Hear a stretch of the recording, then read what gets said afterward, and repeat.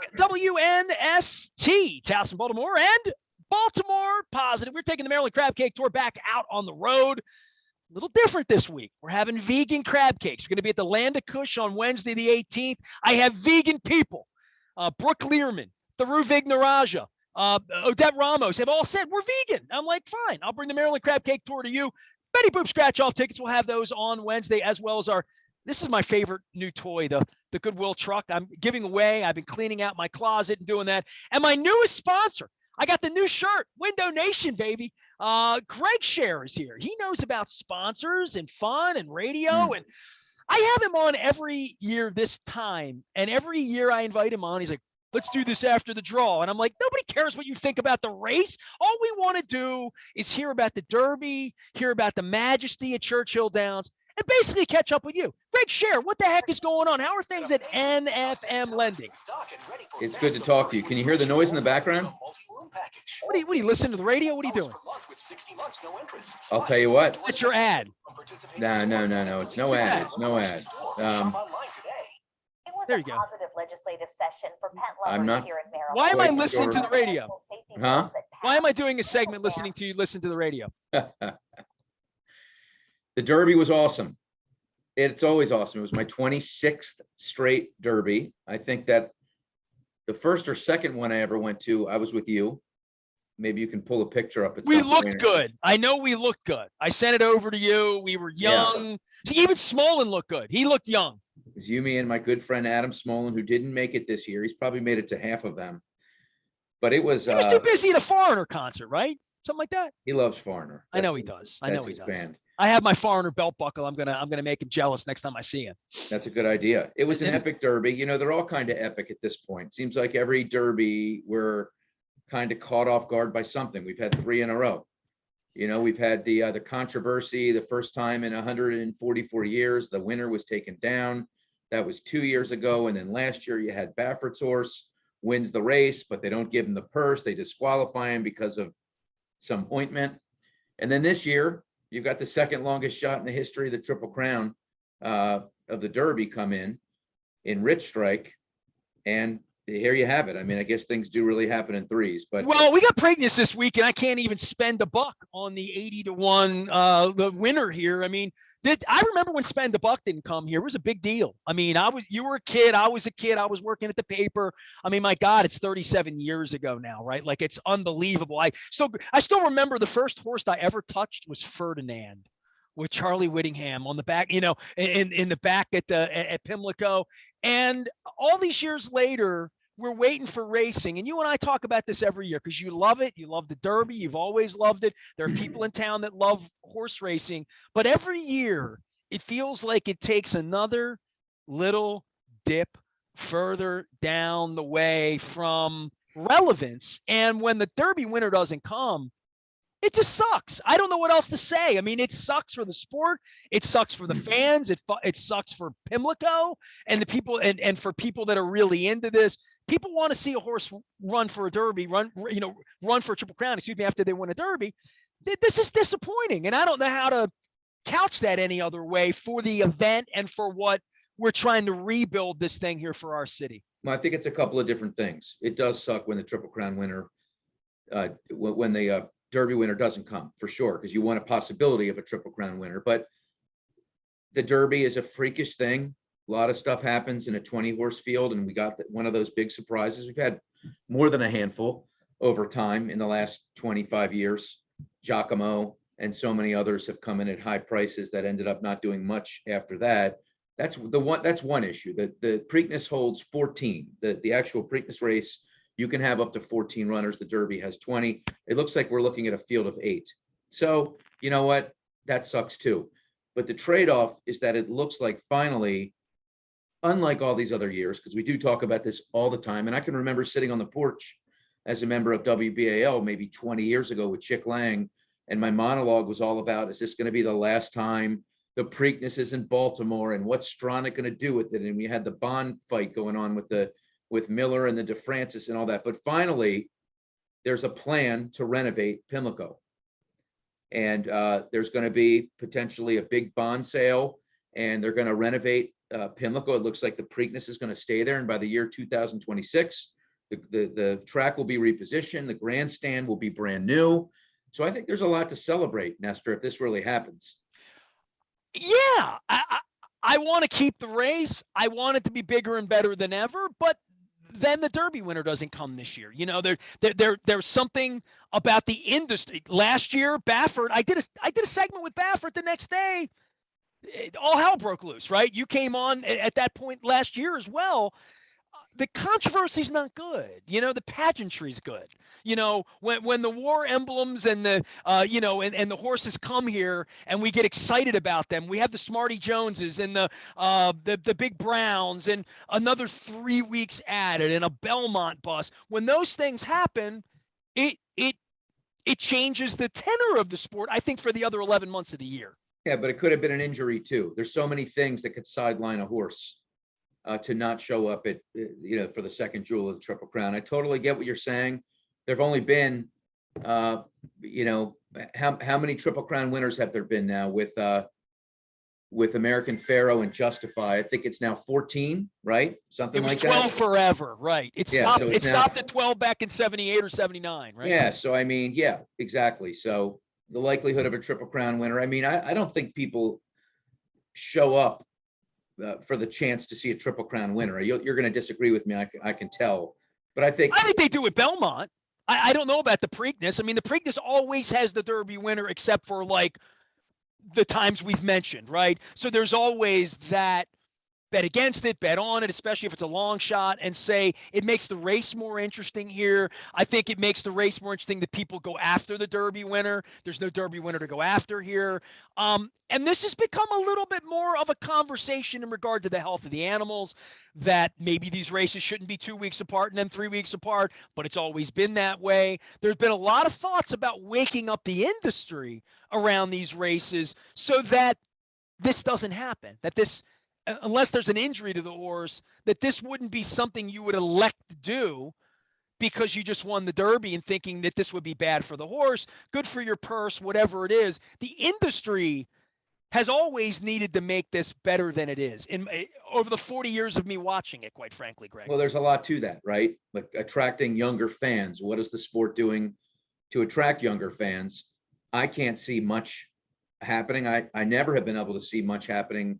And I think that you get the old guard out of there and get some younger blood in there that understands kind of the mindset of today's gambler and how fast and the action they want and influencers and good music and all that stuff. And to the credit of the people at the Preakness, between the Kentucky Derby, the Preakness, and the Belmont, with everything that goes on in the infield at Pimlico with the performers that they've had, which it took them a long time to figure out, get the people that are shit-faced out of the infield, and let's actually bring some real quality content there with the corporate tents and everything. I think Preakness does it as well or better than the other two. Well, I think the Preakness has had a lot of thought put into it, right? I mean, the Derby was never broken. They spent $1 billion 15 years ago on fixing it up, and you can speak to Churchill Downs and what the city does and what the state of Kentucky does and what horse racing means there and what it's always meant there, that kids don't go to school on Friday. I mean, it is literally a civic holiday that is celebrated by everyone. And I haven't been in 15 years, but I would say if I showed up, I'd recognize what I saw 2 weeks ago, right? Yeah. Like, it's still a BFD in Louisville, Kentucky, and all around the state of Kentucky. That's apples to oranges, though, bro, because they're the one. I mean, they always go into that race with the promise, hope, and chance of a Triple Crown on the line. We don't have that benefit. So certainly don't have it this week. Yeah, I mean, true that, but there is something cool happening. There'll be a filly running in the race. D. Wayne Lucas has the filly Secret Oath that won the Kentucky Oaks, and this horse ran well in the Arkansas Derby. Just got nosed out for third. You go to Oaks Day, don't you? You go down early, right? Oh yeah, I'm there. I get into Kentucky on Thursday morning, and I go to Thurby, which is like what is that? Thurby is like, you know, they wrapped around a whole day right before Oaks Day, so they call it Thurby, which is kind of creative. You know, good marketing by them, and it's a whole day. How many people show up? I'm not sure the exact number. When they get really good bands and stuff? I mean, is it something where Cheap Trick comes in and plays or what? What happens? No, I don't think it's like that. Oh, okay. I just think it's a way kind of to break the ice, kick it off. And then of course, Friday, there's a lot of 100,000 people or so, or 70,000. And then Saturday, about 150,000. Churchill's always being renovated, by the way. I'm not sure it's ever going to end. But you know what never changes is the beauty of the people. I mean, there are some really, really beautiful people there, and that never changes. And there was a nice buzz in the air. It was cool. It's always cool, man. I can't wait to get back to the Derby. Greg Sher's been my friend and my competitor going back into last century. How many years you been doing mortgages, dude? I mean, you've been at NFM a long time, right? Well, let's see. When I got demoted from WBAL, You didn't get demoted. Come on. I got fired pretty much. Okay. I don't know. I think I got fired. Would you say I got fired at Sporting News. We've all been fired. I've been fired by 100 clients over the years. When Pizza John's doesn't sponsor me anymore, I don't call it fired, but that's just where it's at. Hey, look. It is what it is. Hey, Beauchamp called me may he rest in peace. He passed away recently. Shout out to Jeff Beauchamp. He liked you, by the way. He really did. He did. I know you guys flirted a couple times about you coming to BAL. Let's be honest. I never.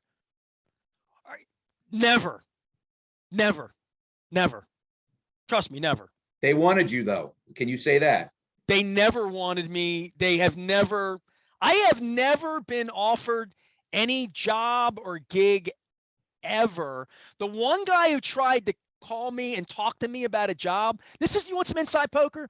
Bob Phillips called me after I was way established, after I was syndicated, after I owned the radio station, and spoke to me like I didn't really own the radio station, which was really strange. I mean, it was like one of the most bizarre conversations I've ever had in my career.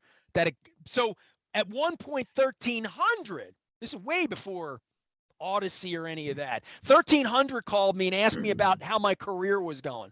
I said, well enough for you to call me, I guess, but I own a station. I'm not going to come be your morning show host. He was talking to me about being the morning show host. But that's the only inside job I got for you. Greg, I've only walked in the BAL building. I did Pinbusters in 1978. I did with Royal Parker. I did a story on 98 Rock in 1988.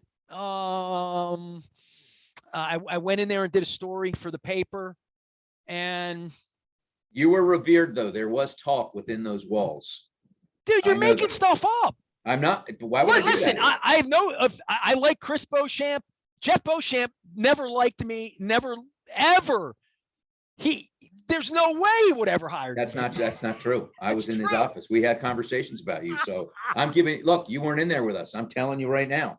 You were highly respected and feared. Oh, feared maybe, because I was fearless. Highly respected. I said highly respected and feared. But to get to your question, when I was demoted, It's your life, Greg Sher. Whatever happened to me, I got introduced to the mortgage business 25 years ago, and I've told you before, I ended up opening up my own company and then kind of consolidating and merging with NFM.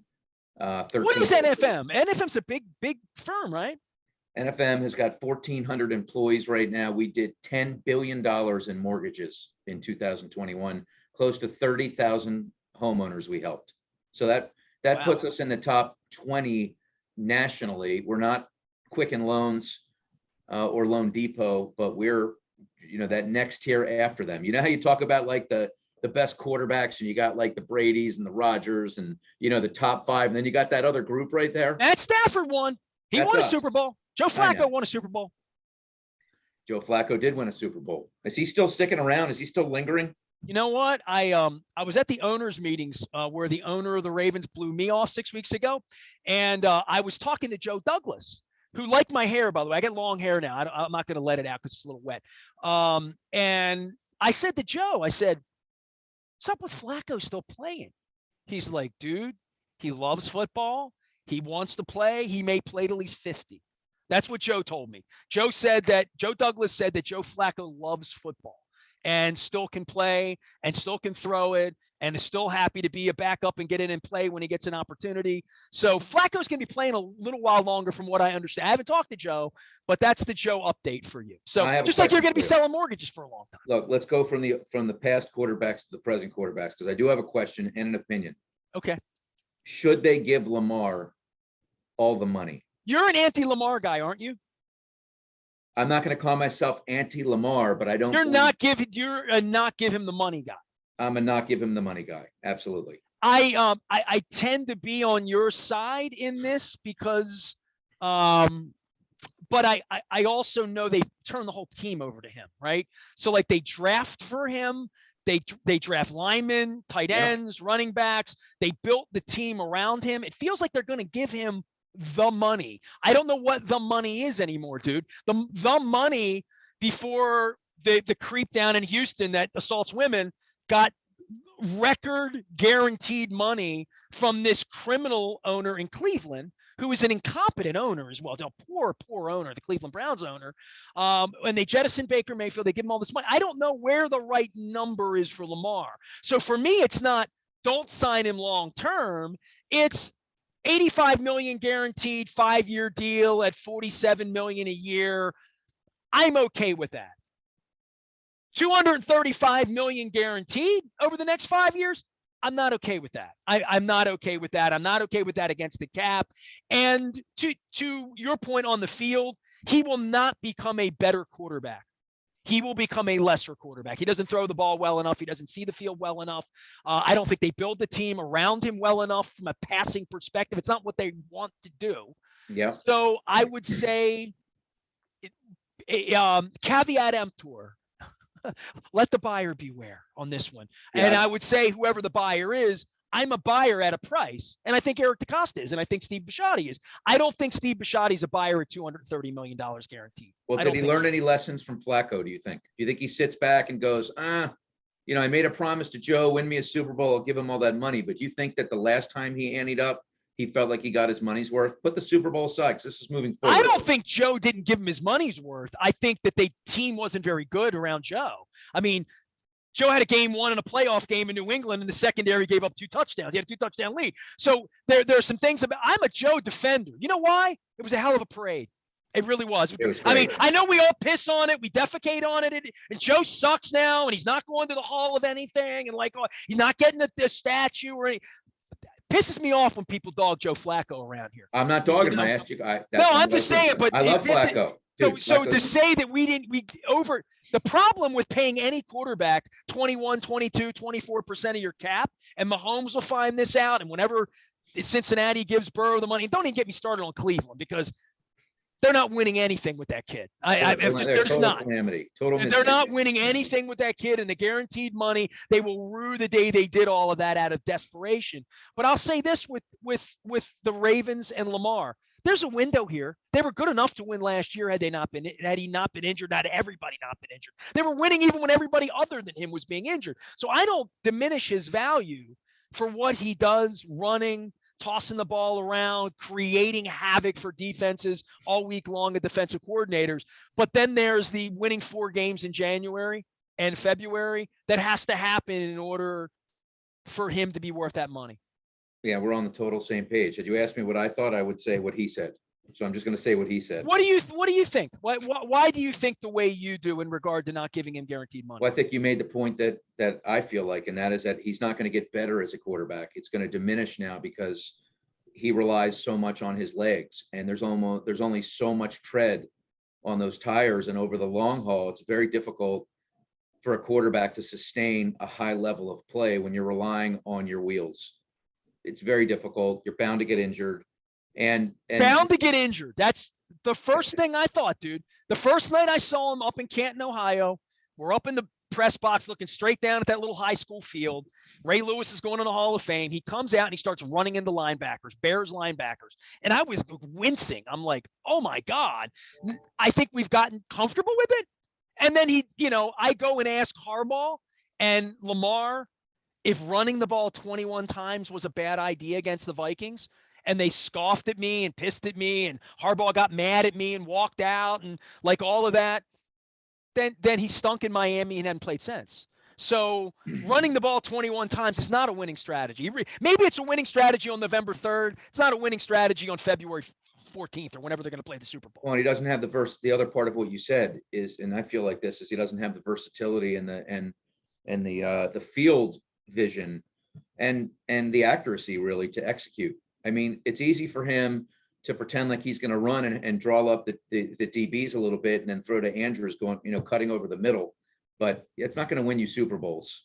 And so that's how I feel about him. So I think you got to have someone that can be a pocket passer, a really good pocket passer in order to make it. But, we go back to this, the thought about paying a quarterback. I mean, Trent Dilfer, like, why can't you just build a great defense and have a quarterback that just doesn't lose games for you?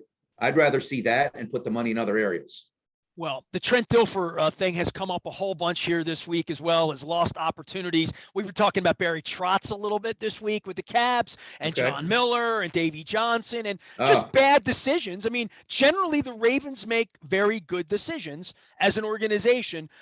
I have some confidence that there is a number that the Costa would do a deal with Lamar Jackson, but I don't think it's a foregone conclusion. I don't think if you own a number 8 jersey to think he's still going to be around here in 26. This is 22, 23, 24. I'll give you they'll attach him next year if they don't sign him. But I think if you're starting to talk about 26, 27, and 28 right now with Lamar Jackson, that's money I don't want to spend. Yep, we're on the same page, man. Greg Sher is here. He is NFM Lending, longtime talk show host at WBAL, doing the mortgage thing. But more than that, you're like my Derby buddy. You go to the Derby every year. You love horse racing. Give me some pageantry of Preakness. And as a guy that's been to 26 Derbies, and I've brought this story back a lot, right? Like, we're this close to getting World Cup games, Greg. It's unbelievable. Like, if we were to back into doing this, but we've had the Kentucky Derby winner for 140 years, however many years it's been, right? And we've managed as a city, and you see the city behind me, Bud Light nights, Miller Light nights, bands, crab races, balloon races, like all of this stuff that was a part of it when your dad was doing People Were Talking with Oprah and like all of that. And now, what is it? What could it be? Who's going to really oversee? It kind of reminds me of the Orioles. Like, who's going to fix it? You know what I mean? Adley Rutschman's not going to fix it. It's going to be somebody like Larry Lucchino. It's going to be smart people on the business side that are going to fix it. What fixes the Preakness? If you and I, knowing we're young, handsome guys, we know a lot of people. If they made us in charge of the Cray Paper Committee and said, Greg and Nestor, you've been to Derbies. You know how they do the hot browns down there and the roses and the pretty girls and the pink party and all of that. How can Preakness be resurrected? Not horse racing, not that everybody reads the form and all that, but how can this become a Super Bowl for us that it should be, that it's always been in Kentucky? I think it starts with the facility. You go to the Kentucky Derby and you see Tom Brady coming in and you see Drake and all these other celebrities just pouring in by the hundreds, if not thousands. There's nowhere to go if you go to Pimlico. Where the hell are you going to go? There's no like high-end place and experience to be had. And when they fix that, it's kind of that build it and they'll come thing. You take that and you match that with some savvy on the social media side, get some influencers involved, get some good attractions and in terms of bands and things like that. And then it's going to start to steamroll. And you'll pick up steam, but they need to start with renovating the place. And that's what they're going to be doing, hopefully in the next 3 years. The next 36 months, we'll have a brand new looking facility. I still question whether or not it's in the right part of town, but you know what? You ever been to Churchill Downs and walked 1 block over? It looks a lot like it does around Pimlico. Very much so. So I'm fine with that. It's totally good. Ever walked outside of Belmont? I did 2 weeks ago. No, tell me what happened. I went to UBS to see John Mayer and to spend the day with my friend Barry Trotz. It was his last day as coach of the New York Islanders. I can't say that he knew that day, but I did make it to Elmont. You've been to Belmont a couple of times, right? For the Triple Crowns, right? Many times, yeah. I saw American Pharaoh, win the Triple Crown. I saw American Pharaoh with all 3 legs. That was quite a thrill because that had snapped that streak. It hadn't. I did Big Brown and Smarty Jones the first 2. What was the third one? Funny Side, maybe. I did not do the first one on that one. I had two chances to go to all three. The American Fair, I missed the Derby. I went to the Preakness. But the Triple Crown, now that that's been solved, and maybe we should take this even further in, because I had Dick Girardi on 2 weeks ago at the Derby. And I said, Dick, every year I text Bob Baffert. Every year Bob Baffert texts me back. Every year Bob Baffert comes on the show. I think Bob Baffert's coming on the show this year. Now, I haven't texted Bob yet this week, but I am thinking about doing it because I know he's done a little bit of media, and we're old comrades. But the vilification of Baffert after what happened last year, the pulling down of the biggest star as a cheater. I had Randy Moss on last year. He's going to come on again this week. I got Mike Tirico this week. I'm going to have Dick on, Marty McGee, the usual suspects. Donna Brother's going to be here. Randy Moss came on last year, and the first thing he said to me, and it kind of like took me back a little bit, because I have a lot of respect for Randy as a journalist on the football side, the racing side, all of his journalism. He said, horse racing is a dirty business with cheaters, and it's a problem. It's a real problem in the sport. Cheating's a big problem. I don't know that I felt that way walking around the track with Nicky Zito 30 years ago, or D. Wayne, or even Baffert when he was a little younger, looked more like Ric Flair. That we LASIK added, all of that was going on with horse racing. I felt like they were running a cleaner ship. Now all of a sudden, the more I sniff around and they've thrown Baffert out, the more it feels like baseball when Rafael Palmeiro's no speaking and everybody's on the juice, and now it feels dirty to me, and it feels like on top of all the other issues they had, throwing Bob Baffert out, no bueno. It's not good. It's not good. Yeah, he did himself in. So I have a lot of respect for his longevity, and I've always felt like, he's had a lot of bad tests come back. Dozens and dozens over his career. So, he's Lance Armstrong now, right? He will never be thought of as anything but a cheater at this point. Yeah, I think it's because a little it's different, gone man. on. I don't agree with that. I think it's a little bit different. I think if they make the statement that they're policing, like Lance Armstrong, he was the athlete and the cheater at the same time. Baffert he's removed from the athlete, right? So if they're doing the proper homework on the horses and doing the proper testing before and after the races, Baffert can re-enter. He's an icon. There's no question he's done a lot to keep the sport together. But I think the stakes are higher now. The amount of money they spend and the amount of coming in from from the United Arab Emirates and the princes and all this stuff. The stakes are so much. They continue to get ratcheted up, and I just think Baffert kind of fell into the do whatever it takes. And there's a lot that they can do to cover things up. You can have a blood alcohol level of something outrageous, but take a pill to offset the test. These are the games that they play with these horses. They over medicate them and then put something in to mitigate the results in testing. And Baffert, he's been skirting the line now for years and years and years. It's tough. I definitely think there's an asterisk though. He's a Hall of Famer, but in that way, people will always wonder how much of it was due to the doping.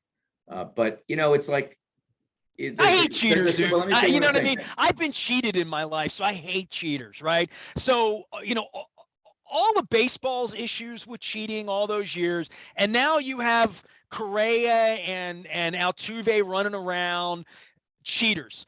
Belichick and Brady, cheaters. Just cheaters. Then they would cheat you. It really is. It's disappointing as a grown-up that we put the stink eye on this stuff, and that there's been so much success and so much money in cheating. College basketball, college football, right?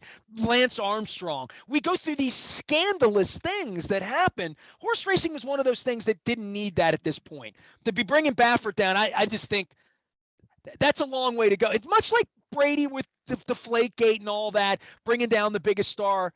The NFL survives. Horse racing's already on the fringe, and Bob Baffert's the one human who talks that when he comes on the screen, you know who he is and what he does. Yeah, that's It's a one way tough of looking at offer. it. You're on the inside of horse racing. It's different because you love it a lot and Yeah. you do it. But I just think for the rank and file sports fan who doesn't have a Preakness or a Derby or a Belmont come to their hometown, to get into horse racing and to think that it may have been as dirty as the old movies were, or 100 years ago when they're doing really untoward things to horses, that and the horses dying in barns and all the stuff that happened out at Santa Anita, just it's rough for the industry. That's all. I mean, I don't think it needed a scandal. Well, you're looking kind of from the outside in. Imagine if you were the runner-up to the Derby 2 years ago. You own Mandolin. You spent all that money in training bills and hundreds of thousands, if not millions of dollars to get your stable going. It has to be an even playing field if you are, and that's where it starts, right? If you don't have the owners, if you don't have the breeders, if you don't have the people employing the groomsmen and all these other facets and links in the chain, then you don't have horse racing. So I think that it just got to be too much, and that there's just so much inside industry pressure saying enough is enough. There has to be retribution. Otherwise, potentially I'm getting out, because if all that evaporates and you don't have anybody buying horses anymore, the quality of the races go down at a time where you don't need that either. So I think they had to draw the line here. Well, I have John Martin on from the Maryland Lottery every week, and I always use this term when we talk about sports wagering in the state and it coming online. Dude, it's got to be on the up and up, right? I mean, it's just got to be on the up and up, right? And when it's not on the up and up, there should be hell to pay for cheating baseball players, cheating horse racing owners, cheating football players. Like, I think we've put up with too much chicanery. I agree. Well, I think that, this is the other side of the argument. It's one thing for Barry Bonds to juice up, but he's still got to hit the ball. He still has to make great contact. He's still got to hit that 92-mile-per-hour fastball 420 feet over the center field fence. The same way the horses, you give them a little bit more ointment. That doesn't mean they're going to win the Kentucky Derby. So I don't take it away from Barry Bonds altogether. I don't take it away all the way from the horse either. Like, I think they're talented horses. I think Bonds was super talented. But if you're betting on it, you want to think that that horse doesn't have the clear or the cream, right? Like, literally, that's part of the confidence that the whole industry lives in. You mentioned the horse trainers and the owners and the riders and like all of that. All of that is based on it being on the up and up, which is why the NFL said to Calvin Ridley, you can't play football. That you're right. I mean, but the NFL's welcomed this in. Every other ad's a gambling ad at this point. But when it's not on the up and up, you start to really get a confidence issue across any industry if it's not on the up and up.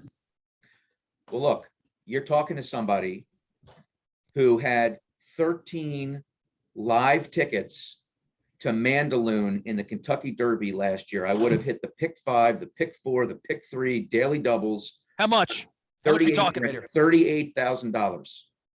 Not a penny short. I'm not exaggerating. Not a penny short. And I got beat by a cheater. And not only did I get beat by a cheater, on top of that, they later disqualified the cheater and gave the winning purse to Mandaloun. But as a bettor, because it went official, I don't get paid. That sucks. That's horse racing, and that's not good. That's the fact that you have that story is not good. It blows. It's horrible. What can I do?